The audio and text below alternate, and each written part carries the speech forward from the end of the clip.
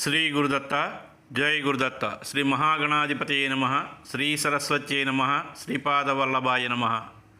ఆధ్యాత్మిక బంధువులకి, దత్త బంధువులంతమందికి కృతజ్ఞతాపూర్వక అభివందనాలు తెలియచేసుకుంటూ, ఇవాళ మనం భగవద్గీతలో 8వ అధ్యాయంలో మొదటి శ్లోకం నుంచి ముందు మనం స్మరణం చేసుకుంటున్నాం.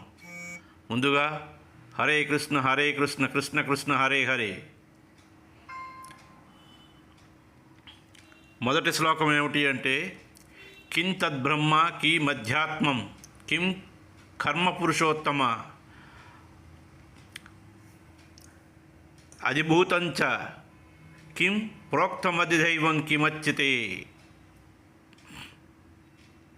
రెండోసారి, కిం తద్బ్రహ్మ కీ మధ్యాత్మం కిం కర్మ పురుషోత్తమ ఆదిభూతంచ కిం ప్రోక్తమధిదైవం కిముచ్యతే. చూడండి, కిముచ్యతే అంటే ఇక్కడ ఏమిటి? పురుషోత్తమ అంటే కిం అంటే ఏమిటి, కిం మళ్ళీ ఏమిటి, కర్మ అంటే ఏమిటి, ఆదిభూతములు ఏమిటి చెప్పబడింది, ఆది దైవం అంటే ఏమిటి చెప్పబడింది అంటే, అధియజ్ఞ కథం కో అత్ర దే అస్మిన్ మధుసూదన ప్రయాణకాలే చ కథం జ్ఞేయో అసి నియతాత్మభి. రెండోసారి, అది యజ్ఞ కథం క్రో అత్ర దే అస్మి మధుసూదన ప్రయాణకాలే చ కథం జ్ఞేయో అసి నియతాత్మభి. బ్రహ్మ అంటే ఎవడు? అది యజ్ఞ అంటే ఇక్కడ మనకి మధుసూదన ప్రయాణకాలే చ, అది యజ్ఞ అంటే కథం, తత్ర ప్రయాణకాలే చ కథం జ్ఞేయం నియతాత్మభి అంటే అత్ర ఇక్కడ అది యజ్ఞ అంటే ఆది యజ్ఞము అంటే ఏమిటి అంటే ఇక్కడ ఏమిటి? అస్మిన్ ఈ దేహే అంటే దేహమునందు, ప్రయాణకాలే అంత్యకాలంలో, నియతాత్మభి మనస్సు పరమాత్మయందు లగ్నం చేసినటువంటి యోగులచే, యజ్ఞేయసి అంటే నువ్వు తెలుసుకో.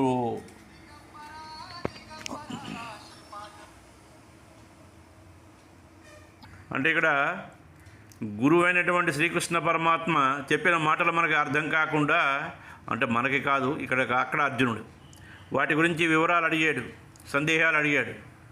అయ్యా, కిం తద్బ్రహ్మ అంటే ఎవరు, కిమ్ ఇవన్నీ అంటున్నావు, కిమ్ అంటే ఇవేమిటి అని అంటే, వీటన్నిటికీ కూడాను ఆదిభూతంచ కిం ప్రోక్తం అంటే ఆదిభూతం అని మీరు దేన్ని అంటున్నారు, ఇది ఏమిటో నాకు వివరంగా చెప్పు.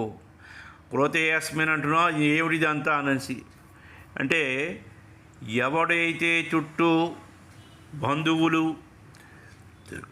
చుట్టూ అంతమంది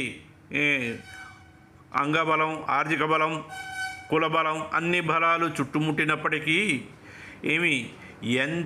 ఏ స్థాయిలో ఉన్నప్పటికీ కూడా భగవంతుడి తాలూకా పాదాలను విడవకుండా పరమాత్మను గురించి ఎవడైతే స్మరణ చేస్తాడో, ఇది నా ఆస్తి, ఇది నా పొలం, ఇది నా ఇల్లు, నా కుటుంబం, నా భార్య, నా పిల్లలు, నా మనవలు, ఈ మాయా ప్రపంచంలో పడిపోయి కుట్టుమిట్టాడుతూ ఉంటాడో వాడికి ఎట్టి పరిస్థితుల్లో కూడా భగవంతుడు కానరాడు.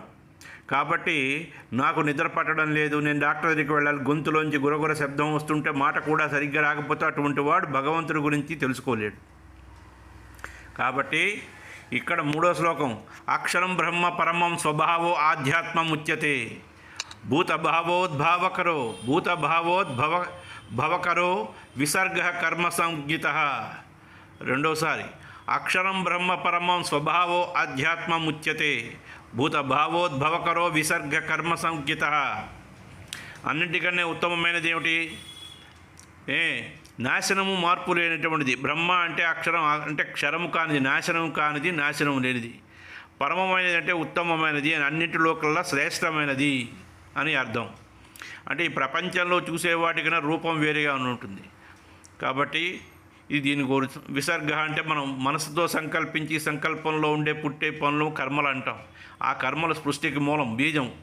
నేలలో అంటే ఉదాహరణకి కర్మ గురించి ఇంకా ఇంకా విడమరిచి మనం చెప్పుకోకర్లేదు. తెల్లవారుజాము లేచిన దగ్గర నుంచి పడుకోబోయే వరకు కూడా మనం చేస్తున్నటువంటి విహిత కర్మలే. అయితే ఈ కర్మల్లో మనం చేసినటువంటి సాత్విక కర్మలు, నిషిద్ధ కర్మలు అని రెండు ఉన్నాయి. సాత్విక కర్మలు అంటే మనం వృత్తిపరంగా చేస్తున్నా, మనం భగవంతుడి కోసం చేస్తున్నా, గృహపరంగా చేస్తున్నా వాటిలో ధర్మబద్ధంగా చెయ్యాలి. నిషిద్ధ కర్మలు అంటే ఏమిటి?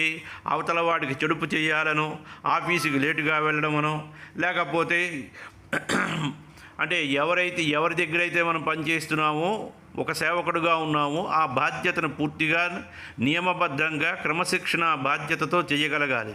అది కానీ చెయ్యకపోతే దానిలో కూడా మనం తప్పు చేసినట్టుగానే అవుతుంది. 4వ శ్లోకం. అధిభూతం క్షరో భావ పురుషచ్ఛాది దైవతం అది యజ్ఞోహమేవాత్ర దేహే దేహాభృతం వర. రెండోసారి. అధిభూతం క్షరో భావ పురుషచ్ఛాది దైవతం అది యజ్ఞో అహమేవాత్ర దేహే దేహాభృతాం వర. మళ్ళీ చెప్పుకుంటున్నాం ఇక్కడ. అధిభూతం అంటే దేహాభృతం.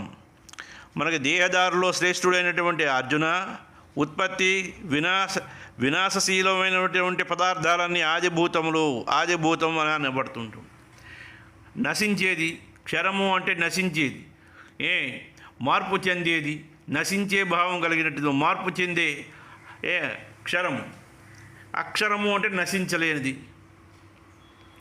ఆదిభూతము, ఆది దైవం అంటే ప్రతి పురుషుల్లో కూడా స్వరూపంగా ఉండేవాడు మహాపురుషుడు. అది దైవం అంటే. దీనికి ఇంతకు ముందు శ్లోకంలో చెప్పుకున్నాం. ఒక మొక్కకి నీళ్లు పొయ్యాలంటే దాని మొక్క కింద భాగంలో నీళ్లు పొయ్యాలి. మొక్క పెరుగుతున్నది కదా అని చెప్పి ఆకుల దగ్గర నీళ్లు పోస్తే అది పెరుగుతుందా? పెరగదు. కానీ దాని మూలం ఎక్కడుంది? మూలం వేళలో ఉంటుంది. మనం వేళలో నీళ్లు పోస్తుంటే చెట్టు అభివృద్ధి చెందడానికి దానికి శాఖోపశాఖలుగా దాన్ని తీసుకువెళ్ళి అభివృద్ధి చెందుతుంది. అలాగే ఇక్కడ మూలం ఎక్కడైతే ఉందో మనసులో, దానికోసం మనం ప్రయత్నం చేయాలి అని దానికోసం. అది అంతకాలే చ మామేవ స్మరాన్ముక్త కళేబరం యః ప్రయాతిన మద్భావం యాతి నాస్త్యస్త్ర సంశయ. రెండోసారి. అంతకాలే చ మామేవ స్మరణన్ముక్త్వా కళేబరం యః ప్రయాతి స మద్భావం యాతి స్మత్ర సంశయ. ఎవడైతే చివరి దశలో కూడా మరణించే సమయంలో కూడా భగవంతుడు నన్నే స్మరిస్తూ ఈ శరీరాన్ని విడిచిపెడతాడో వాడే నా భావాన్ని పొందుతాడు. అందులో ఎటువంటి సందేహం లేదు. ఇక్కడ అర్జునుడు అడిగినటువంటి ప్రశ్నలో అసలుది అయినటువంటిది ఏమిటి? అయ్యా, ఇక్కడేమిటి? మానవులకు 2 విధాలుగా స్మరిస్తారు. ఒకటి సగుణోపాసన, రెండవది నిర్గుణోపాసన. సగుణోపాసన అంటే ఏమిటో? ఒక విగ్రహాన్ని ఎదురుగుండా పెట్టుకొని దాని తాలూకా రూపాన్ని మనం ప్రతిష్ఠించుకుని అలాగే ఉంటుంది. శ్రీరాముడు ఇలాగే, విష్ణుమూర్తి ఉంటాడు, ఈశ్వరుడు ఇలాగే ఉంటాడు, సుబ్రహ్మణ్యేశ్వరుడు ఇలాగే ఉంటాడు, వినాయకుడు ఇలాగే ఉంటాడు అని చెప్పి ఒక ఆకృతిని మనం భావన చేసుకుని దాని దగ్గర కూర్చుని మనం పూజ చేసి దాన్ని సగుణోపాసన అంటారు.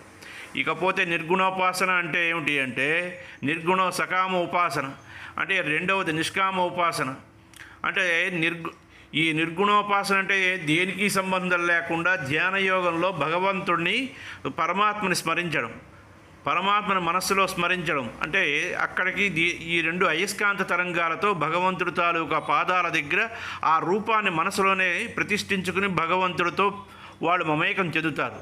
కాబట్టి మొదటిది సకామ ఉపాసన, రెండవది నిష్కామ ఉపాసన.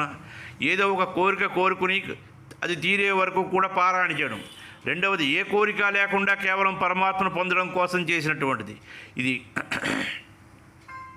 ఇకపోతే నిరాకారుడు, నిర్గుణుడు అయినటువంటి పరమాత్మను ధ్యానం, సమాధి ద్వారా ఉపాసించడం. అదే ఇప్పుడు ఇందాకలే మనం చెప్పుకున్నాం ఇది. ఇకపోతే 6వ శ్లోకం. యం వాపి స్మరన్ భావం త్యజ అంత్యే కళేబరం తం తమైవైతి కౌంతేయ సదా తద్భావ భావితః. రెండోసారి.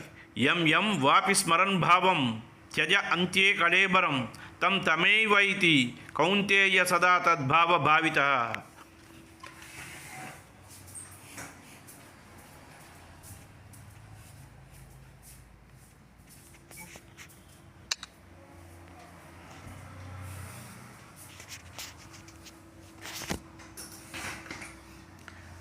ఈ శ్లోకంలో ఇంకోటి ఏమిటంటే, అవసాన దశలో నన్నే స్మరిస్తూ శరీరాన్ని ఎవడైతే విడిచిపెడతాడో ఇదంతా మనం చెప్పుకున్నాం.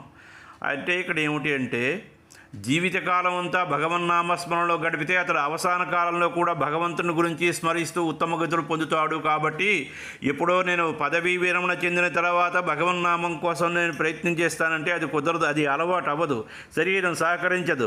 రోగాల పుట్టతో శరీరం అంతా కూడా దుర్గంధ భూయంతో ఉంటుంది. ఎందుకంటే కూతురుకు పెళ్ళి మంచి సంబంధం రావాలి, అల్లుడు అమెరికాలో ఉండాలి, కొడుకుకు మంచి ఉద్యోగం రావాలి, కోడలు నా మాట విన్నట్టుగా కావాలి, ఇవన్నీ కూడా మనకు వస్తూ ఉంటాయి. ఇటువంటి వాటిలో మానసిక సంఘర్షణలో భగవంతుడి తాలూకా నామస్మరణకి ఎప్పుడు కూడా మనస్సు అటువైపు మళ్లించబడదు. కాబట్టి ఇప్పుడు యుక్త వయస్సు నుంచే భగవత్ సాధనను ఎవడైతే ప్రయత్నం చేసుకుంటాడో వాడికి మరణ సమయంలో కూడా భగవంతుడి నామం తప్పించి ఇంకా వేరేదేమీ ఉండదు అని ఇక్కడ మనకు భగవద్గీతలో అంటే 6వ శ్లోకం చెప్తున్నది. 7వ శ్లోకం, తస్మా సర్వేషు కాలేషు మా మనుస్మర యుధ్యచ. తస్మా సర్వేషు కాలేషు మా మనుస్మర యుధ్యచ మయ్య అర్పిత మనోబుద్ధిర్మామే వైశ్యస్య సంశయ. రెండోసారి, తస్మా సర్వేషు కాలేషు మా మనుస్మర యుధ్యచ మయ్యర్పిత మనోబుద్ధిర్మామే వైశ్యస్య సంశయ. అంటే ఇక్కడ ఏమిటి అంటే, తస్మాత్ అంటే అందువల్ల జాగ్రత్తగా, సర్వేషు సమస్తమైనటువంటి కాలముల యందును అంటే అనుస్మరణ అంటే ఎవడైతే నన్నే స్మరిస్తూ ఉంటాడో, యుద్ధ అంటే యుద్ధం చేస్తూ, ఏ పని చేస్తున్నా భగవన్నామయందే భగవంతుడి యందు మనసు లగ్నం చేసుకుంటూ అసంశయం నిస్సందేహంగా ఎవడైతే చేస్తాడో వాడి పట్ల నేను ఎల్లప్పుడూ కూడా వశీభూతుడనై ఉంటాను. 8వ శ్లోకం, అభ్యాసయోగయుక్తేన చేతసా నాణ్యగామిన పరమం పురుషం దివ్యం యాతి పార్థాను చింతయన్. రెండవసారి, అభ్యాసయోగయుక్తేన చేతసా నాణ్యగామిన పరమం పురుషం దివ్యం యాతి పార్థాను చిత్తయన్. అంటే ఇక్కడ ఏమిటంటే, మనం అందరం కూడా ఏమయ్యా ఇక్కడ మనకి ఏం జరుగుతుందంటే, పరమం విశ్వ చైతన్య స్వరూపుడు, దివ్యం అంటే ప్రకాశించే స్వరూపం కలిగినటువంటి జీవరాశుల పట్ల ఆత్మస్వరూపుడుగా ఉన్నటువంటి పరమాత్మని మన మనస్సులో ప్రతిష్ఠించుకుని భావన చెయ్యాలి అని దీని తాలూకా భావం. 9వ శ్లోకం, కవిం పురాణమను. చూడండి 9వ శ్లోకం, కవిం పురాణం అనుశాసితారం అనోహ అనియాంసం అనుస్మరేత్యః సర్వస్య ధాతారం అచింత్యరూపం ఆదిత్యవర్ణం తమః పరస్తాత్. రెండోసారి, కవిం పురాణం అనుశాసితారం అనోహ అనియాంసం అనుస్మరేత్యః సర్వస్య ధాతారం అచింత్యరూపం ఆదిత్యవర్ణం తమః పరస్తాత్. అంటే అన్నీ తెలిసినవాడు సాధకుడు, సర్వజ్ఞుడు. సాధకుడు చేయాలంటే పరమాత్మ స్వరూపం స్వభావం లక్షణం తెలిసి ఉండాలి. అనీయం అంటే పరమాణువు కంటే సూక్ష్మమైనటువంటి వాడు, దాతారం అంటే ఆధారభూతమైనటువంటి వాడు, అచింత్య రూపం అంటే మనసుకి బుద్ధికి ఆలోచనలకి అందనివాడు, ఆదిత్యవర్ణం అంటే సూర్యకాంతితో సమానమైనటువంటి వాడు, తమస అంటే అంధకారం అంటే మనలో ఉండే అజ్ఞానాన్ని చీకటిని తొలగించేవాడు, పరస్తాత్ అంటే అవతల ఉండేవాడు.